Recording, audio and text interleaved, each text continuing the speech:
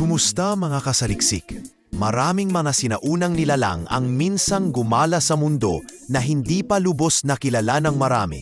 Kaya mula sa dambuhalang Glyptodon na parang tangke noong sinaunang panahon hanggang sa napakalaking Titanoboa na naghari bilang higanting ahas ay pag-usapan natin ang 10 nakakakilabot na halimaw na minsang nabuhay sa ating mundo.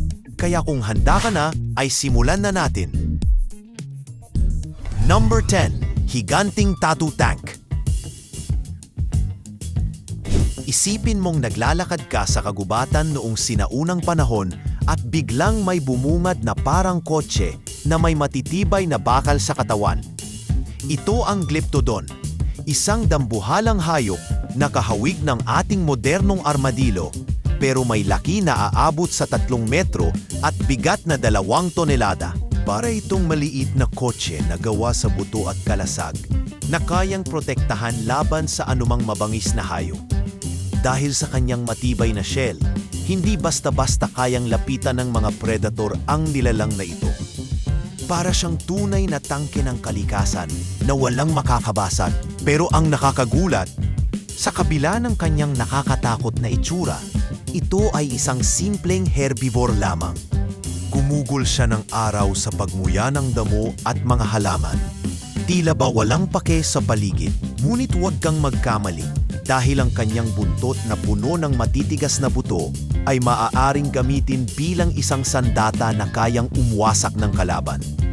Para kang humaharap sa isang tangke na kayang umatake at magtanggol at iisipin mong mabuti kung gusto mo talagang lumapit sa kanya.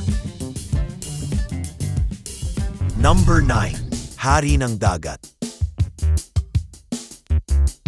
Kung kinikilabutan ka na sa isang great white shark ngayon, paano pa kaya kung kaharap mo ang megalodon?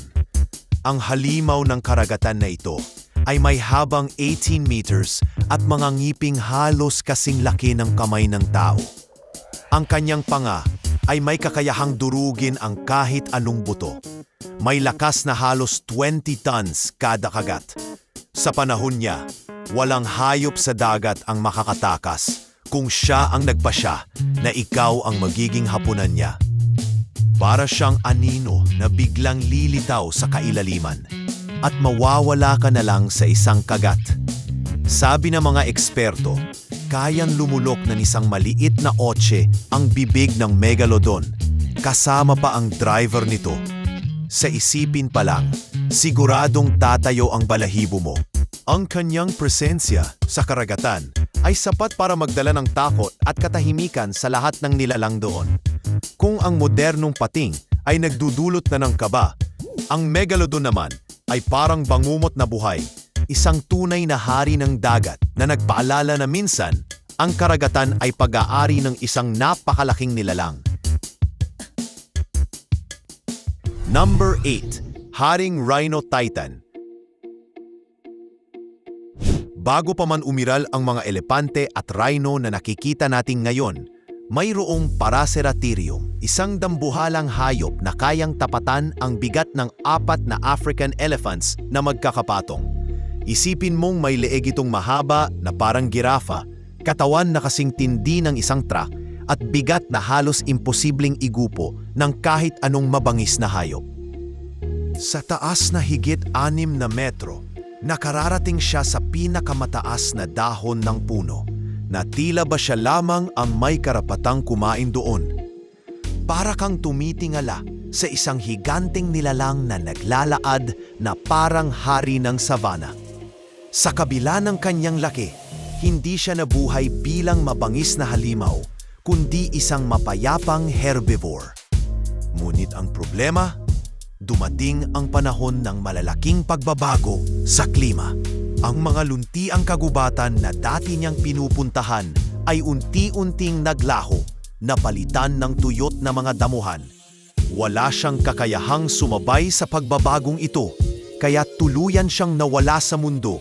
Sa isipin pa lang, na may rhino-like creature na kasing laki ng isang bus na gumagala noon, maiisip mong gaano karami ang hindi na natin nakikita ngayon. Number 7. Sapo mula sa impyerno. Ang karaniwang palaka ay nagbibigay na ng kilabot sa ilan.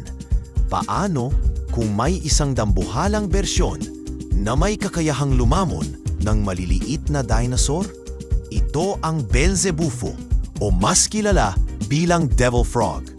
Ang laki nito ay halos 40 centimeters, parang bola ng basketball na may bibig na tila isang vacuum cleaner na handang sumipsit ng anumang gumagalaw. Ang kanyang kagat ay napakalakas na kaya nitong durugin ang buto ng kanyang biktima.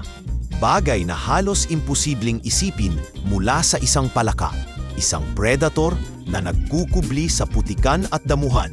Ang Belzebuffo ay tahimik lamang na nag-aabang, at kapag dumaan ang isang hayop na kasing laki ng isang maliit na aso, bam! Isang mabilis na kagat at wala nang kawala. Hindi siya yung tipikal na palaka na kumakain lang ng insekto. Siya ang tunay na halimaw ng tubig tabang. Kung sakaling buhay pa siya ngayon, siguradong magiging isa siya sa mga nilalang na ayaw mong makita sa tabi ng ilog o lawa. Isa siyang patunay na kahit ang mga mukhang ordinaryo, minsan ay may nakatagong bangungot. Number 6. Higanteng Dragonfly. Sa unang tingin, mukhang isang ordinaryong insekto lang, pero huwag kang magpalinlang. Ang Meganeura ay may pakpak na halos 70 centimeters ang lawak, kasing laki ng isang uwak. Lumilipad ito noong panahon ng Carboniferous at para itong helicopter ng mga kagubatan. Naglalakbay sa ere na may tunog na siguradong tatayo ang balahibo mo. Sa bawat pagaspas ng kanyang malalaking pakpak, para kang binabalot ng isang masidhing presensya na nagbabadya ng panganib. Hindi ito basta insektong namumukadkad, kundi isang matinding mga ngaso ng malalaking kulisap at maliliit na hayop. Ang dahilan kung bakit umabot ito sa ganoong laki ay dahil sobra-sobra ang oxygen sa hangin noon. Ang kanilang katawan ay parang ginawa para maghari sa himpapawid, kaya't wala halos makaligtas sa kanyang matatalas na panga. Kung sakali mang makita natin ngayon ang isang Meganeura, siguradong magiging bangungot ito para sa lahat ng may takot sa insekto. Isipin mo na lang, imbes na maliit na lamok ang lumapit sa iyo, isang dambuhalang dragonfly ang biglang bumulaga. Isipin mong naglalakad ka sa kagubatan noong sinaunang panahon at biglang may gumapang na tila isang maliit na halimaw mula sa pelikula.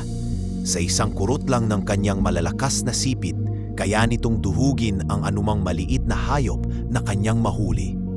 Bagaman hindi tiyak ang lakas ng laso nito, sapat na ang kanyang laki at anyo para takutin kahit ang pinakamapangahas na hayop.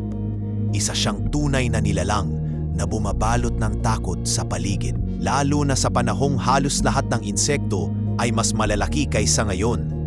Kung ang mga tao noon ay sabay na nabuhay kasama siya, siguradong iiwas sila sa bawat batong maaaring pinagtataguan niya. Ang ideya ng isang dambuhalang scorpion na gumagala sa mga kagubatan ay parang bangungot na nagiging totoo. Number 5. Higanteng Tamad. Kung ang salitang tamad ay iniisip mong maliit at mabagal, ibang-iba ang Megatherium. Isang dambuhalang sloth na may habang 6 na metro at bigat na 4 na tonelada. Para itong mabalahibong elepante na naglalakad sa kagubatan. Sa kanyang laki, kaya niyang bumuwal ng puno gamit lamang ang kanyang matitinding kuko at hilahin pababa ang mga dahon na nakatago sa pinakamataas na sanga.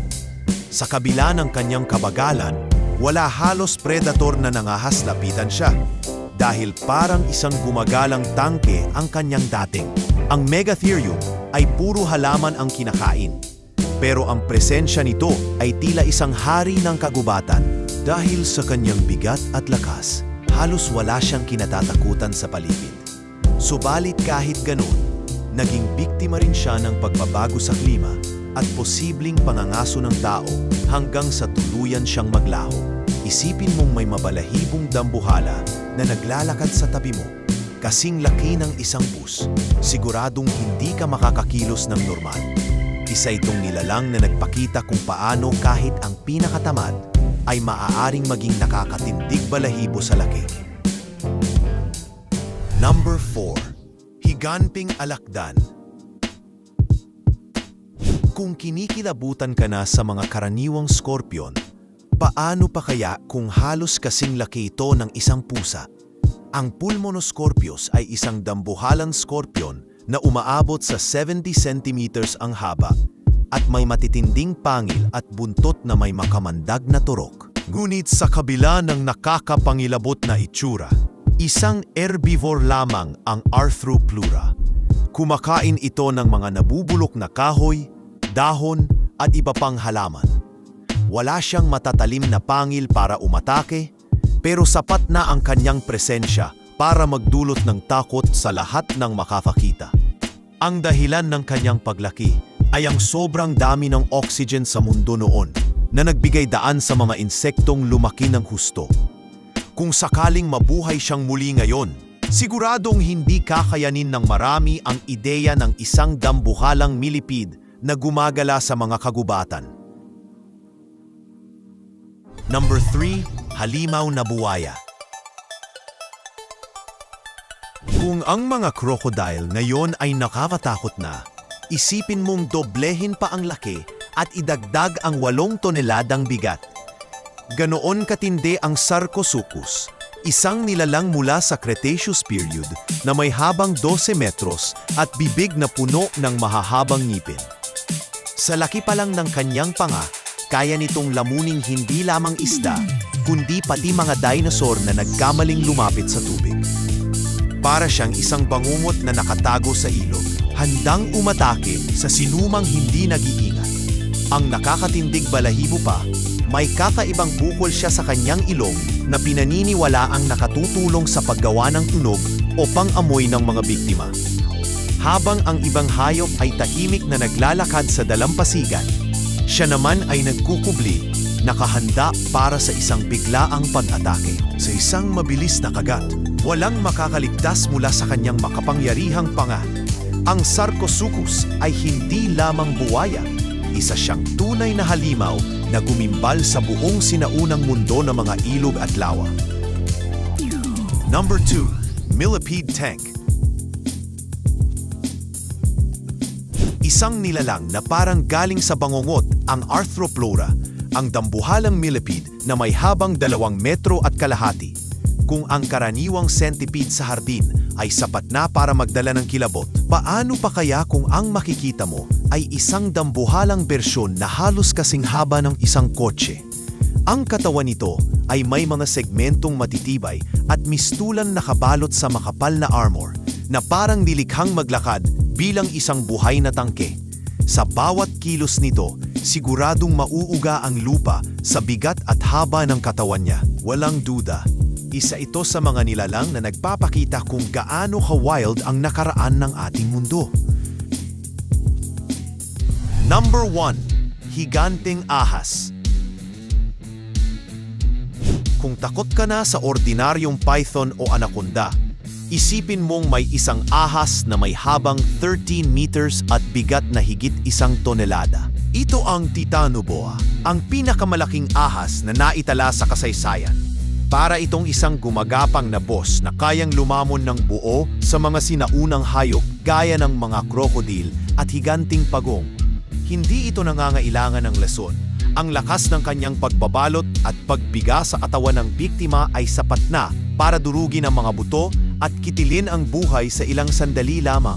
Ang klima noon ay mainit at mahalumigmig, isang perpektong kondisyon para sa mga ahas na tulad nito na patuloy na lumaki. Sa kanyang presensya, ang mga kagubatan at latian ng sinaunang South America ay naging lugar ng matinding takot. Ang Titanoboa ay hari ng lupa at tubig at walang makakatakas kapag siya ang nagpasya na dumakip. Sa isipin pa lang na may ahas na kasing laki ng isang school bus na gumagapang at nakahandang sumalakay, sapat na yon para manginig ang kahit sino. Isa siyang tunay na alamat ng takot at kapangyarihan.